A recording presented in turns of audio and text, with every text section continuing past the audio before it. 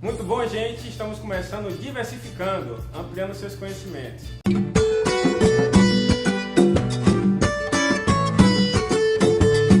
Eu sou Danilo Pérez. Eu sou Neto Araújo. E eu sou Thiago Oliveira. Queremos agradecer a participação do grande Neto Araújo, um ótimo repórter do programa Axé Quaritana, Silvio França, na Band, produz domingo das 8 às 9 da manhã. Pois é, galerinha, recebemos aqui no Diversificando muitas perguntas no Facebook. E a galera aqui selecionou as melhores e as mais importantes, né? Isso começando por Thiago. Thiago, qual foi a primeira pergunta que mandaram aí pro Facebook do Diversificando? O que é diversidade religiosa? Olha aí, uma pergunta muito boa. Essa eu vou mandar para você, viu, Danilo Teles? O que é a diversidade religiosa? Diversidade religiosa são os diferentes tipos de religiões pelo mundo afora. Há religiões diferentes por todo o mundo. A religião, de forma geral, é a religa a Deus. Porém, nem toda religião é voltada para a adoração a Ele, né? Algumas são politeístas, isto é, tem vários deuses. O importante é aceitar a diversidade que há no mundo. Que bacana, isso aí, viu? Então, pois é, galera, o importante é aceitar essa diversidade religiosa que existe, mas porém crendo em um só Deus, que é Jesus Cristo. Eduardo de Iguatemi perguntou qual é a diferença entre candomblé e albanda. Mas essa daí eu vou assumir essa resposta e essa responsabilidade. Jogue duro, Netão. Como é o nome dele? Eduardo de Iguatemi. Eduardo, daí pertinho do Iguatemi, aí do Shopping da Bahia, essa região aí maravilhosa. Queria mandar um grande abraço, né, para essa região aí que tá curtindo o canal do Diversificando. Olha, por exemplo, enquanto a Umbanda realiza cultos para orixás e afalanges, que são entidades, não é isso? O candomblé resume-se em cultos para os orixás. As cantigas também são diferentes nos cultos, tendo em vista no que na maioria das casas candomblecistas as músicas são catadas de acordo com a língua que os seus orixás falam, para você ver a diferença, né, entre uma e outra. Seguindo aqui, a Umbanda, as músicas são em português, porque foi daqui que surgiu essa religião chamada Umbanda.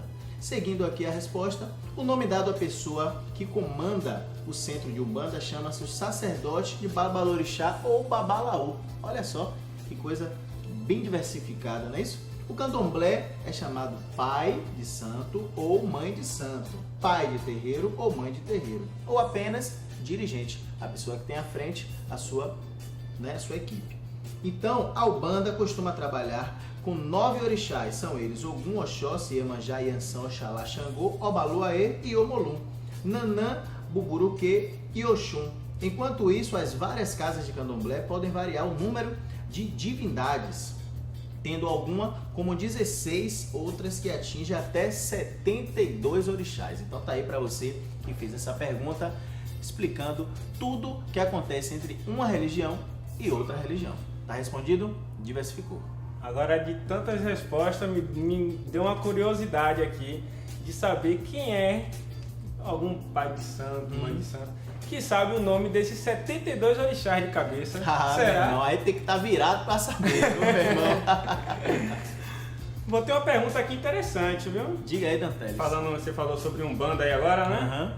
Teve o Carlos do Imbuí, que fez a pergunta: quando surgiu a Umbanda no Brasil? Pois é, Carlos, eu estou com a resposta aqui em minhas mãos. Eu vou ler um pouquinho para você, tá? A Umbanda brasileira começou a ser formada por volta dos anos de 1530, com a mistura de concepções religiosas trazidas pelos negros da África na época da escravidão. Há quanto tempo tem isso, hein? Muito tempo. Agora, 1530, mas só que o primeiro terreiro de Umbanda foi fundado em 1908, então, para isso, depois de um bom tempo, né? Através do Zélio Fernandino de Moraes. Na época, ele tinha 17 anos. Que responsabilidade. E ele fazia parte de uma família tradicional de Niterói, no Rio de Janeiro. E o caboclo que ele incorporava era o caboclo das 7 encruzilhadas. Olha só. E ele é o responsável pela formação de 7 tendas que acabaram difundindo a Umbanda. Legal, né? Que bacana, viu? Que bacana mesmo. Inclusive, todas as tendas funcionavam sob um lema, Isso. né? Que é o quê? A manifestação do espírito para a caridade, que a Umbanda tem essa obrigação de manifestar os seus espíritos para que ajude o próximo, né? Sempre ajudar o próximo porque é retribuído de forma bem graduada. E usando os rituais simples como cântico bem baixinho, bem harmônico. Você vê a simplicidade da Umbanda, né? É uma coisa tão brasileira que a gente canta com tanto respeito, com tanta harmonia. Tá aí a resposta, viu? Ótimo. Agora temos uma pergunta aqui bastante interessante de Flávio de São Cristóvão. Por que na Índia eles adoram a vaca? Essa pergunta aí eu me fazia direto quando eu assistia aquela novela. Qual Não só a vaca, né? Isso. Como outros, né? Tinha uma novela que passava essas coisas, rapaz. Isso.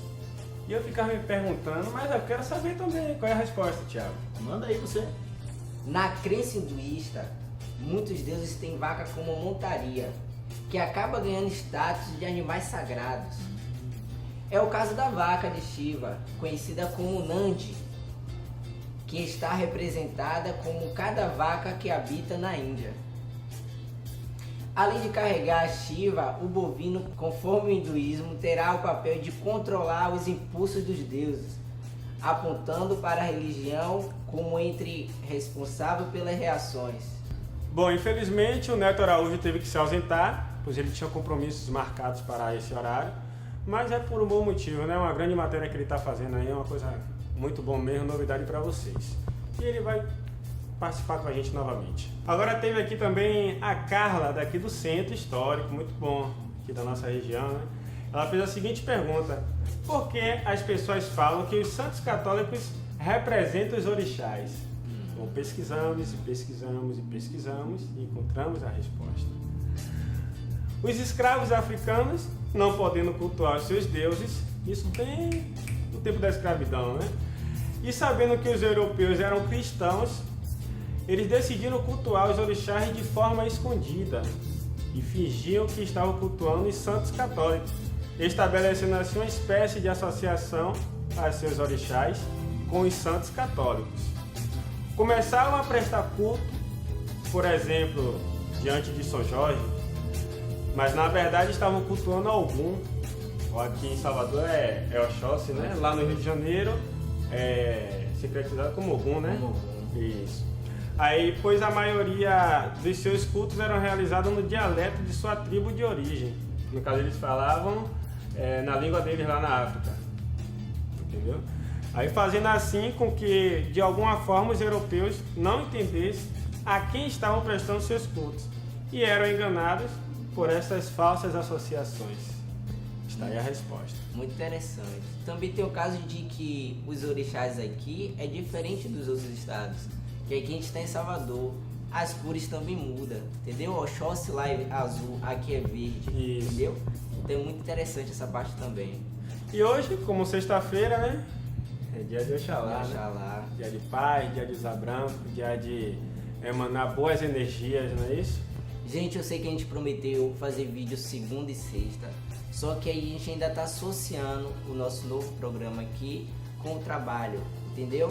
Então tá difícil, a gente tem que editar, a gente tem que fazer a correria ainda do outro trabalho, então fica complicado fazer vídeo segunda e sexta, mas a gente vai fazer um esforço para tentar fazer isso. Com certeza, e conseguiremos, né? Agora, para encerrar esse vídeo de hoje, eu quero deixar uma mensagem, né?